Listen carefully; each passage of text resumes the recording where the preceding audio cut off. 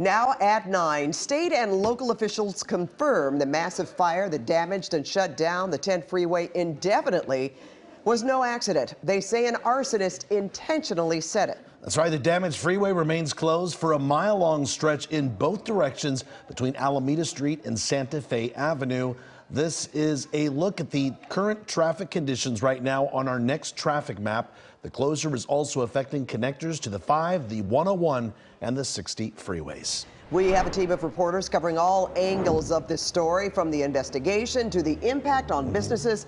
We begin with KCAL's Joy Benedict. She is live in downtown LA. Joy. That's right, Pat. I wish I could say that for my second night standing out here that things looked better in the traffic department, but that is not the case. And I'm afraid they will not look better for quite some time. And that is the problem. However, there has been a lot of activity. For the last few days, they've been testing the materials underneath this freeway here behind me. First for hazardous materials, then for structural integrity. And we did learn today that the first round of testing on the concrete and steel was better than expected. Will that mean it will open sooner? Well, we should know more tomorrow. Rush hour has come and gone, but the gridlock is constant. It's pretty bad, though. As drivers saw more red lights than green on the freeways and side streets in and around the closure of the 10 freeway. How long you been waiting? 20 minutes. But despite all these cars, the businesses nearby had little customers. How many customers have you had today? Oh, no, very slow. Maybe 15 customers all day. Carlos Reyes has rented this spot for his taco truck for decades, but he's already fearful that the freeway closure will cost him more than just a couple of days' income.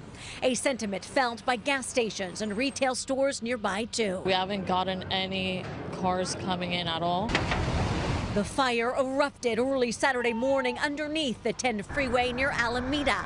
Pallets and cars stored underneath created so much heat, the flames melted the freeway and impacted the structure. Over 100 columns were damaged, 9 or 10 quite severely. More samples were taken Monday to determine whether the structure can be repaired or if it must be torn down and rebuilt. But fire investigators have decided that the fire started inside the fencing, and it's believed to be intentionally set. It was arson, and that it was done and set intentionally. That determination of who is responsible is an investigation that is ongoing. But who started the fire or how bad the damage is doesn't change the problem that the freeway is shut down and hundreds of thousands of cars are forced to drive around, bringing Angelenos together in the worst possible way. Being stuck in traffic is something that makes Angelenos angry. We will do everything we can and work 24 hours a day until we settle this.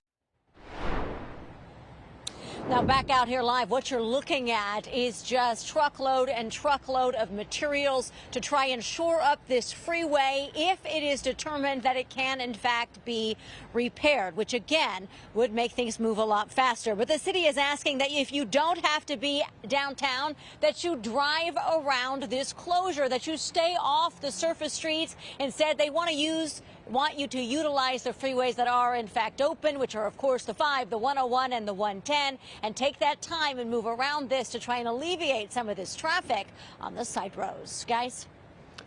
Thanks so much, Joy.